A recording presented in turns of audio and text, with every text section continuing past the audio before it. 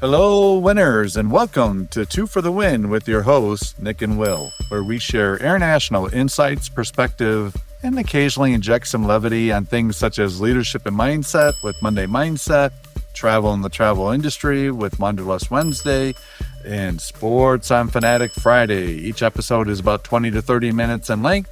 We're on all the major platforms besides the one you're listening to us right now. But please be sure to subscribe, share, and follow Two for the Win. Spread the word, give the feedback, interact with us on social media, send us an email. Just don't do any kind of smoke signals. I can't see them depending where you're at. So you're going to have to find one of those other ways. But in all seriousness, excited to have you with us, winners, and certainly want to thank Nick Menard and Associates with Dream Vacations for sponsoring today's episode. Happy Monday, and thank you for your sponsorship, Nick. You're welcome. Happy Monday, winners. Here we go. So, already almost a month in to 2025. And, a lot of times it can be, depending on people and what type of organization they're with or business they're running, can be a little bit of a faster paced time. But one of the things that's always important is articulating a vision, but then making sure you have a process or the tactics in place to bring that vision to reality. So that'll be today's topics, winners. We will not only share about how to balance those two things, but how to create them in the first place. Some tips and tricks that we utilize that work for both of those. But before we jump into it, any high-level thoughts you want to start with, my friend?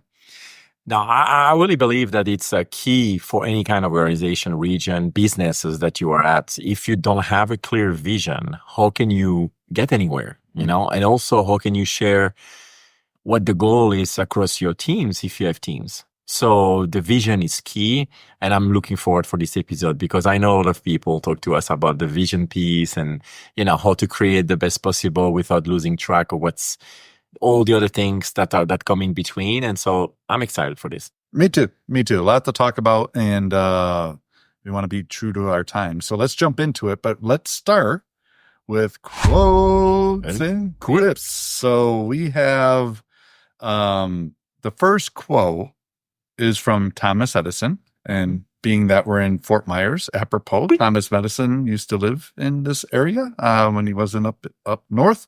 And his quote is, "Vision without execution is just hallucination," which is kind of an interesting word to describe it. But thoughts on that? Yeah, again, that's very Edison-ish. Yeah. Vision, lights, so. No, it makes sense. If you don't have a clear trajectory to reach whatever needs to be reached, you just go for what's next. So I'm thinking if you are, parallel with a travel agency, if you don't have a clear vision about where you want the travel agency to go, all you have to do is hope to get calls and hope to get people to reach out to you and then sell. But what's the goal? What's the goal? Growth is the goal for every organization in the world. Mm-hmm. But if you just say goals, it's not very aspiring at the end of the day. So you need to have some strategic goals that you can, express that to yourself and others in order to be able to first attract it, like we discussed a couple of weeks ago. The law of attraction is important, visualization, putting on paper and things like that. Manifestation. Mm-hmm. But yeah, it's very important to understand why we do what we do. In the beginning when I was younger, it's like money. I guess everybody worked because of money. Yeah. But it gets old. It gets old to think that way. You need to understand, what do you want to achieve? Because you need to celebrate in between. And if you don't do that, then what are you going to celebrate? You sell. What is that? At what point are you going to celebrate for something? Yeah. So that's why it's very important for me. And the quotes, say that. Yeah, I agree. What popped into my head when I read that quote was, if you have a dream without taking action, it's just a wish. So I don't know. So it's kind of wishful thinking never works. Yeah, that's right. All right. And the quip. Now, funny that we talk about a quip with the person who is attributed this to is Sun Tzu, who was the author of The Art of War. But I really thought this had like a little quizzical theme to it. So hence the quip. But Sun Tzu said, strategy without tactics is the slowest route to victory. Tactics without strategy is the noise before the defeat. Yeah. Again, strategy, vision, it's all the same thing. If you don't prepare for it and if you don't have clear steps to get where you want to be, you just, again, like you mentioned, wishful thinking. You just hope and pray that whatever you do will stick.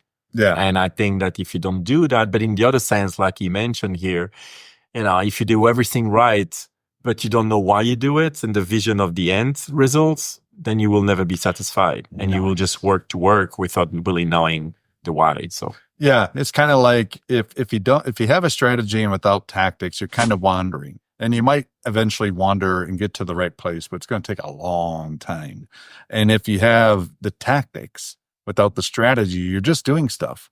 And why are you doing it? What's the purpose? What's the destination postcard? That's a term we like to use from time to time at the place that we're employed at, is the destination postcard. Like, where is this going and why? And then how do you reverse engineer to make that reality? So yeah, good stuff. So where do you want to start? You want to start with talking about the balancing of the two, or do you want to start with a how to craft them? We can start with the balancing, probably. Okay. Anything you want to start with, or you want me to kick it off? I'm fine either way. You can kick it off. Kick it off. All right. So in my mind, this is an area that I invested very heavily in when I started leading larger business units. Wasn't so much as a team, although I always had the same vision. I think I've shared it before on Two for the Win. My vision always is fostering people-centric cultures and high-performing teams, which sounds very high level, and it is. And it's high level by design because it gives me malleability depending on the group I'm leading or the situation that we're facing. You can distill that into more tactical items that map to it. So it's quite straightforward. But I think as I got into the larger groups leading, it becomes important. So you have that vision, but how are you going to make it a reality? And, I've said this term a lot too about reverse engineering, like what are the steps? So if you're trying to foster a stronger culture, all right, what are the tactics you're going to take to help do that? And there's a variety of ways you can do that. If it's to help foster greater performance, great. But there's a variety of tactics you can do. How are you going to, roadmap those out to make it a reality? So I think it's important to start with the why. So I think you have that book behind you. Just behind you. Yeah, I know. I have mine behind me. Yeah, I guess so. So, but to start with why. So, what is the vision? And that is the important one to start with, and then from there build the tactics. Would you agree, or do you think you can go with tactics first? And then No. I agree. I believe that once you understand what the end goal is, it's for everything. We talk about it, I think, for the travel agency as well. But when you know where you want to go, then it's easier to see where you are at and the steps that needs to be taken in order to get there eventually. So I think it's a lot easier to look up and drill down than to do the opposite, because then you may forget some layers and then bypass things. But if you go the opposite direction, you should be able to nail every steps. Yeah. And so for our winners who follow us all the time, we talked a few episodes ago about the Brian Tracy approach about goal setting, right? And he's like, list 10 goals and then pick one. And then from that one, distill it down into what are the actions and the checklists and the thing to make that happen. Kind of similar with this. So if you're at a place where you're like, you know what, we need to invigorate our vision, or we need to create a vision, start there first. And then my advice would be, so maybe I'm drifting into a little bit of the how-to. It's fine. My advice would be keep it short, action-oriented, and memorable. I have seen some people where they have a vision statement and it sounds like a mission statement or a dissertation. And my challenge to the listeners who maybe are thinking of creating their vision or have a vision and want to edit it is if you randomly called one of your teammates and said, can you articulate our vision? If they can't do it, it's either not compelling or it's too darn long. You got to keep it short and sweet and action oriented. So like mine, I'm not saying it's perfect, but fostering people-centric cultures and high-performing teams. Pretty straightforward. One sentence. Yeah, tends to be a little bit easier to remember than if you got multiple sentences for the vision. Absolutely. And if you cannot communicate it clearly, we always said for the same thing with goal setting. If you have goals that needs 15 minutes to explain, that's probably not the right goal to have. Right. Because if you cannot, as a leader, articulate the goal very fast, easy in one sentence, then how do you expect people to achieve those goals if they don't even understand them? Right. So it's the same principle with the vision. I mean, your vision, I love it. I absolutely love it because, like you said, it's a one sentence and it takes into consideration the people aspect, but also like not losing track of it's not a non-profit organization. Yeah. So I like this, but yeah, like keep it simple, straight to the point. Something that when someone who has nothing to do with your business or your region and would read that, they understand it. Mm-hmm. And I think that's key to do that. And then after, when you explain in detail, like all the different steps to get there, that's a different story. Mm-hmm. But the message of the vision should be really, really clear and concise. Yeah. And, I'll bring a personal example. So I've had, had the vision wherever I've gone, but, one example was, in one of my stops, there was an element to bring the team like not only closer together, but also kind of raise their standards of how they viewed their role. So there was a situation where my team had to partner with another group within the business in order to do shared service delivery. And sometimes there was friction between the two. And for some people, they felt like maybe they were second-class citizens, in terms of how they're viewed internally and in delivering the service. And so we came up with a tactic underneath the vision called Make It Matter. So it was about tapping into people's pride of ownership. Like if you're going to do something, make it matter. If you're going to have a conversation with somebody, make it matter. If you're going to social contract with somebody, make it matter. And then, to the point you're making, what would be the steps to do that? Well, again, it depends. So are you talking about how to delight a client? Well, here's some steps and things to do to make that happen. Here's some milestones to hit or some benchmarks to consider in order to show progress so that it's not just a feeling of, oh yeah, we're doing better, but you have some way to also measure it in a way that can give you as much of an unbiased view as possible of, are you really making progress against that? And I think that was important. So I'll share the other example, but just anything from your time that you think related in terms of how you try to distill it and keep it straightforward for people. Yeah, but the way that I do personally with my teams, my region, is repetition. Mm-hmm. The more you repeat what your vision is and the target and your goal is not the target numbers wise, but just the goal to get there, more people it's an automatism. They know exactly what to do and how to do it and when to do it. So that's something that I'm known at in the company we are at, is like I'm very clear with the expectation, but the expectation is repeated constantly. Mm-hmm. So I know I was part of your department when you create that Make It Matter, and you had like a button that you were showing everybody. Big shout out to Nicolette on that design. That absolutely. I still use it actually. I know you still have it on your WebEx. Yeah. So this is something, it's a visual, but again, it's for someone to always see it. And when we had our guest, RA Boss, a month or two ago now, time flies, he explained also with the ladder of accountability. Mm-hmm. And what happened is that you put the ladder in the mug, but again, the visual is important. Why? Because it's repetition. Right. So that's something I really, truly believe in.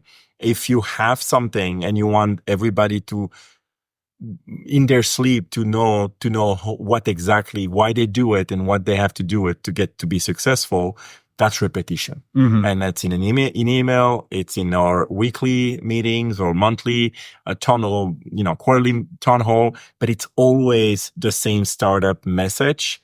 so people know it. Yeah. And I think that's my way to do it. It's be repetition. It's a lot about visual more. You also repetition because I know your sentence and I don't even that part of your origin. But yeah, so that's what I would say. Yeah, I agree. And we both had a leader who used to start off his town halls by asking the audience for volunteers who could repeat the mission that he had, mission and vision. And imitation is the highest form of flattery. That's what kind of got me thinking about how to come up with that, because you're right, repetitions. So again, first step, make it memorable, short, concise, action-oriented, and ideally inspiring. The second is repeat it often, so that it becomes ingrained into the culture. And if you randomly talk to a teammate, they have a high probability to recite it accurately. I think the third one is more of a stylistic, and whether it's a component that ties to the vision itself, or one of the broad tactical items to help bring that vision to reality, is use alliteration. And so make it matter is alliteration. One of the ones that I'm using currently is what we call 3S for success. And so what the 3 S's stand for is start fast for our clients, get them off to a fast start with their experience with our organization, stay connected. So interacting with the clients on a regular basis so that they're getting a positive ROI from their membership, and then solicit feedback, which is get the voice of the client. So even if you have your KPIs or your metrics that looks like the client's having a great experience or engaging well with your organization, it's an assumption until you hear them articulate it. So making sure you get their feedback and validate that they're having a good experience and they deem it valuable. So, but I've always liked alliteration, or something that's kind of catchy, like no client left behind. I like things that say a lot without saying a lot. We were talking a little bit about that before the show. Like when you say no client left behind, it says so much in 4 words, and you can tie all sorts of different things. But any kind of tips you would give people, or stylistic things that you like to consider when crafting a vision, or like a big bet or anything like that? I mean, I think everybody are different. Like I know the NCLB, client FBI, it was something, the triple S. I didn't know about that one. Again, because we don't work in the same, business unit. Yeah. But no, I mean, again, it's a lot about, for you, it was the visual on the first place, like me, it's repetition, and it's more now about the visual, about the color coding, the way that I color thing to let people know, like, so there are more than one way, to represent it, but it's very important to understand the prioritization format. Mm-hmm. So in order to achieve the vision, there are steps, but every people have different level in your organization. So it's important that they understand, based on where they are at, what is the next level for them to be able to work on or to reach, or things like that. And that's where we are using a color coding format more. So it's like, like red, green, blue, yellow. And so we know that if we are in the yellow, the next one is blue, for example. And so we know exactly what is the next step in order to achieve it, So, but I like what you're using for the triple S, for example, because it's something that stick in your mind. And I think that's what you said in the beginning of the recording. Like, it has to be like something that catch the attention. And that's why I love to do this, because I know that we have people coming up to us like a lot, like about, oh my God, I love what you said. I will implement this, or I will just add this. And it's great, but it's the same, in instance here for me, I love what you do, and then I will just replicate some of the stuff. So it's the power of sharing what works for each other and be able to replicate what we feel would be something advantageous for us. And I'm sure, and I hope that our listener takes some golden nuggets here and decided to maybe add something. And if it's the case, please feel free to let us know, because we love to hear about your own experience, and maybe you have some other ideas. Yeah. And then we can share that during one of our next episodes as well. Yeah, no, great point. And Yeah, for sure. And I think, now pivoting a little bit to tactics, and you kind of touched on a little bit of a tactical way, like the color coding, which I think is a really good way because, things resonate different with people. Some people are more visual, some are more auditory. So when you have both, so you can list something out, but then you use something like color coding. So it's really quick and easy based on the color to kind of understand where things are at. That's a great tip. I think another great tip for tactics is building out a timeline. And the timeline can be arbitrary at first. So like say, for example, a lot of people think of things in terms of the calendar year, which is fine, but it doesn't necessarily have to be. It could be multiple quarters, a quarter, it could be multiple years, doesn't really matter. But when you build out the timeline and then you try to plot and have different milestones of where things may be and you have checkpoints, I think that's helpful to guide the tactics. Because I think when it comes to coming up with tactical things, and maybe this is wrong, but I think for more people than not, that's easier to do. Oh, do more calls, drive more engagement, have more sales, whatever it is. It's a little bit easier to say, oh yeah, these are the activities I know that can help drive that. But I think where I'm going with this, and I'll be curious on your thoughts, is how do you organize those things and keep it focused to the critical few? We've talked about that a lot in the past because you don't want to overwhelm and hit people with the tsunami of make sure you do items 1 through 58, and then their head explodes. But if you distilled it down, so like say, for example, you were trying to increase sales in our organization, and let's just say you had some arbitrary number that you wanted to achieve. Great. Okay. Then break that down. And what are the activities and how do you reverse engineer that? So if your average sale, I'm just going to make something up. Your average sale is $35,000 in revenue, or maybe you use something smaller, $3,500 in revenue, right? And you wanted to reach, $300,000 throughout the year in revenue. Well, you could easily average that out and break it down. You're like, oh, okay, if I'm averaging this amount, this is what it comes to. Okay, but take it a step further. How many prospecting calls do you have to do in order to get one client? What is the cycle time that it normally takes from the time that you first engage with the prospect to when they actually become a client? What is that average? And then start breaking that out. And then it can help not only guide the activity, but also give you the milestones to know, is the activity sufficient to make that a reality? And if it's not, then you have a choice. There is one of two things. You either need to increase the activity or you need to augment something so that the lower activity isn't a detriment. Meaning, if your average revenue was $3,500 a sale, but you found a new creative way to bundle something together, so you could increase that average sales price to $5,000. Well, now, yeah, you can have a little bit less activity because you've increased the average revenue size. So there's always trade-offs, and you have to balance those. But thoughts on tactics? Yeah, I love that. To follow through based on what you say. Let's stay with sales. It's clear that if you have a goal of 250 packages sold in a day. You cannot have a goal of 250 package for today, of course. So that's where I like data.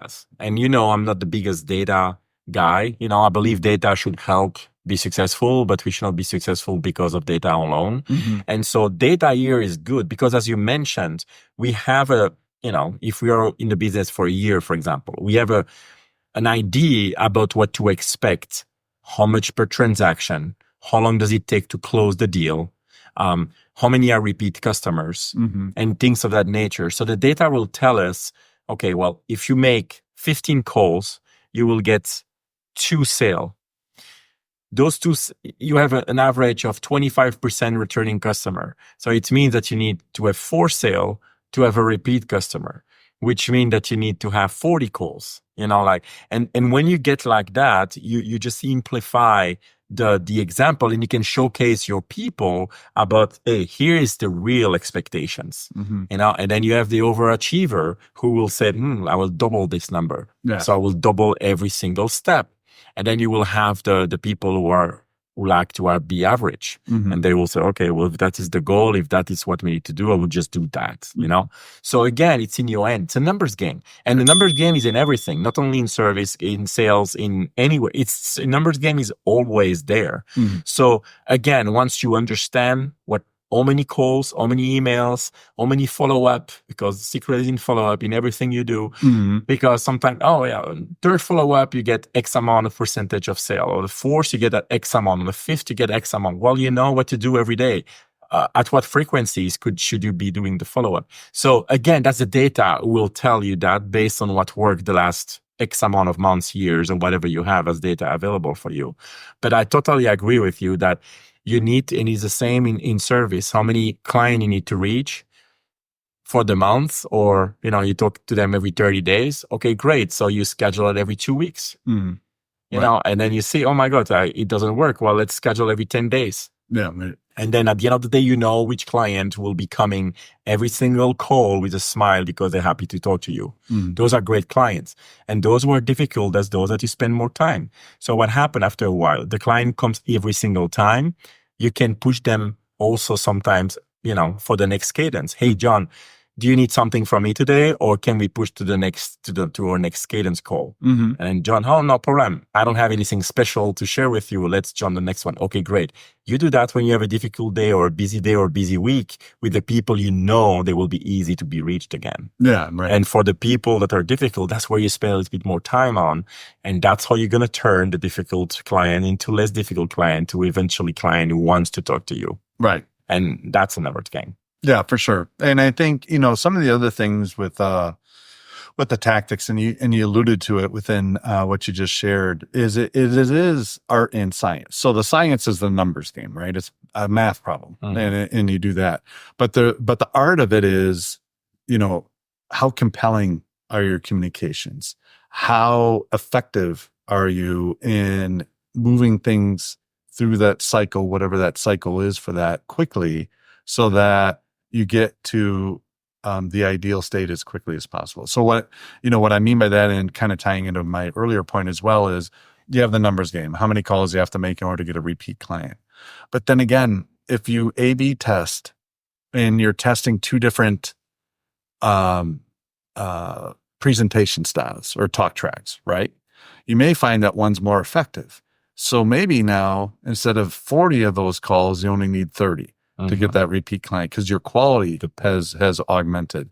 Or maybe if you get really good at client and you really work on the art of how do I get referrals from my existing clients, now you don't have to do as many calls because you're actually leveraging warm introductions from your clients to new prospects and getting it. And that's also a little bit of the art, as well as the science to it. So it's really about both. And I think where I found it helpful when coming up with some of the tactics is, how do you batch and group them so there's some synergy to it, and then again setting some milestone along the way to kind of give you an indicator of progress. Now they're arbitrary. You can put an arbitrary date, you can put an arbitrary number, but it's like that old adage, if you don't have a goal, it's just a wish and you never achieve it.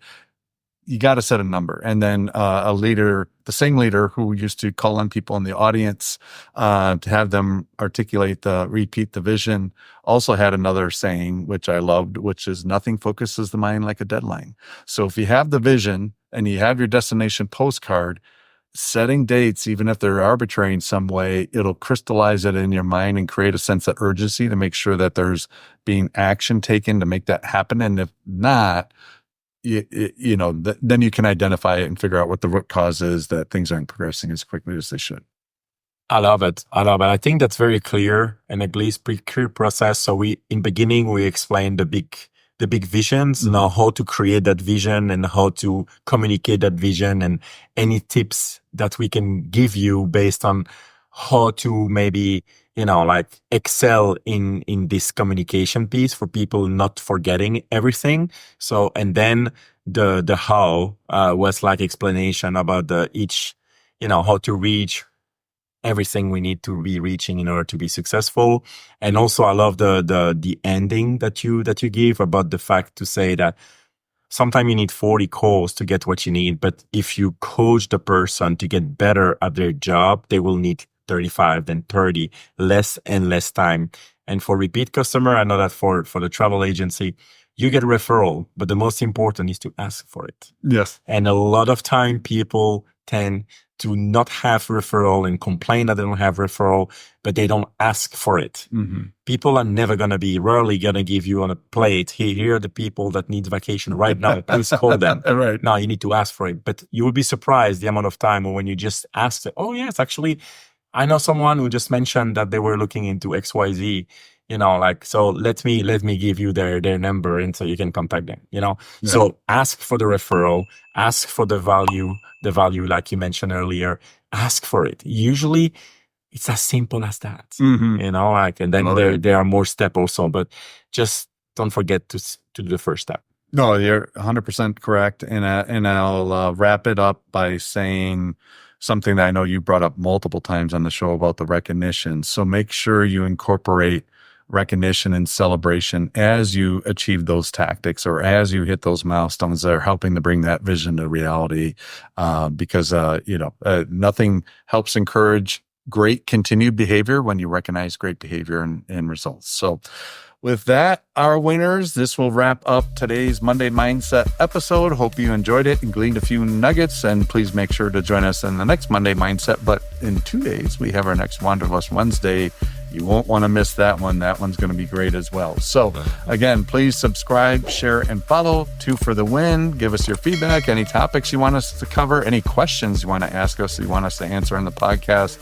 Send it in. We're happy to do so. And thanks again to Nick Menard and Associates with Dream Vacations for sponsoring today's episode. Make your next vacation a dream vacation with Nick Menard and Associates.